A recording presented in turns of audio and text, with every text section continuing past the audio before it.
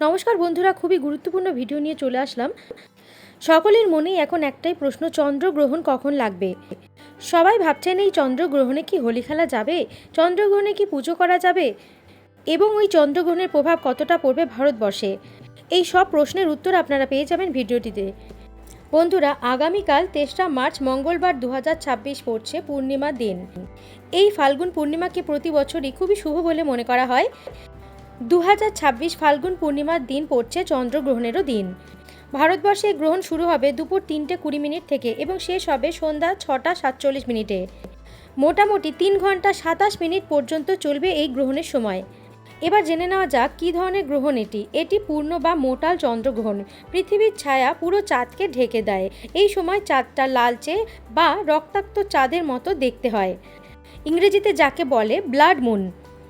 এবার বলে দিচ্ছি ভারতবর্ষে এটা দেখা যাবে কি। হ্যাঁ, ভারতের আকাশে দেখা যাবে।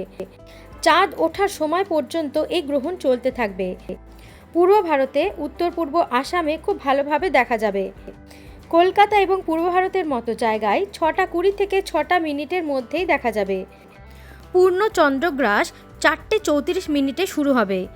এই পূর্ণ চন্দ্রগ্রাস কিছু অল্প সময়ের জন্যই থাকবে। ভারতবর্ষে বেশিরভাগ জায়গায় 6:22 সময় দেখা যাবে। পশ্চিমবঙ্গে 6:10 সময় খুব ভালোভাবে চন্দ্রগ্রাস দেখা যাবে। শাস্ত্র অনুযায়ী সূতককাল গ্রহণের 9 ঘন্টা আগে শুরু হয়ে যায়, অর্থাৎ ৩রা মার্চ সকাল ঠিক 6:20 থেকেই সূতককাল শুরু হয়ে যাবে। তাহলে প্রশ্ন হচ্ছে, ৩রা মার্চ হোলি খেলা যাবে কি। বৈজ্ঞানিক দিক থেকে বলা হয়েছে চন্দ্রগ্রহণ বিকেল 5:40 পর চাঁদ ওঠার পরেই দৃশ্যমান হবে পূর্ব ভারতে। ভারতবর্ষের অনেক জায়গাতেই হোলি খেলা হয় এই দিনে, আর গ্রহণ হবে সন্ধ্যায়, তাই বিজ্ঞানের দিক থেকে কোনো সমস্যা নেই। কিন্তু ধর্মীয় প্রথা অনুযায়ী মানতে গেলে অনেকেই গ্রহণের সময় সন্ধ্যা 5:45 থেকে 6:45 খাওয়া দাওয়া, আনন্দ অনুষ্ঠান এগুলো এড়ান এবং এগুলোকে পুরোপুরি বন্ধ রাখেন। সূতককাল সাধারণত সকাল থেকেই ধরা হয়, কিন্তু বাস্তবে অধিকাংশ জায়গায় এই দিনে হোলি খেলা বন্ধ থাকে না। তবে চন্দ্রগ্রহণের সময় এই দিনে সূতককালের মধ্যে হোলি খেলতে চাইলে দুপুরের আগেই হোলি খেলে নেওয়া উচিত। গ্রহণ যখন শুরু হচ্ছে তারপর থেকে হোলি খেলা বিরত থাকাই উচিত। অনেকেই গ্রহণ শেষে স্নান করে নিলেই শান্তি পায়। এটি পুরোপুরি ব্যক্তিগত বিশ্বাসের ওপর নির্ভর করছে। সরাসরি উত্তর দিতে গেলে হ্যাঁ, হোলি খেলা যাবে ৩রা মার্চ, কিন্তু গ্রহণের আগেই খেলে নেওয়া ভালো। যারা এই দিনে হোলি খেলতে চান দুপুর 3টে আগে হোলি খেলে নেবেন এবং স্নান করে নেবেন। 4th মার্চকে রং খেলার দিন হিসেবেই ধরা হয়েছে, সেই জন্য বুধবার আপনারা রং খেলতে পারবেন। 3রা মার্চ ভগবানকে আবির দিতে পারেন এবং 4th মার্চ আপনারা জল রং খেলতে পারেন। যেহেতু রং খেলার দিন 4th মার্চ, সেই জন্য রং খেলার দিনে কোনো সমস্যা হবে না। শাস্ত্র অনুযায়ী বলা হয়েছে কিছু ধর্মীয় আচার অনুষ্ঠান মেনে চলা উচিত 3রা মার্চ চন্দ্রগ্রহণের দিন। সকালবেলাতেই ভগবানের পায়ে আবির ছুঁয়ে দিয়ে পূজা করে নিতে পারো। গ্রহণ চলাকালীন বিশেষ করে সন্ধ্যার সময় নতুন কোনো কাজ শুরু না করাই ভালো। খাওয়া দাওয়া না করা ভালো। মূর্তি বর্ষা করা যাবে না বা পুজো করাও যাবে না।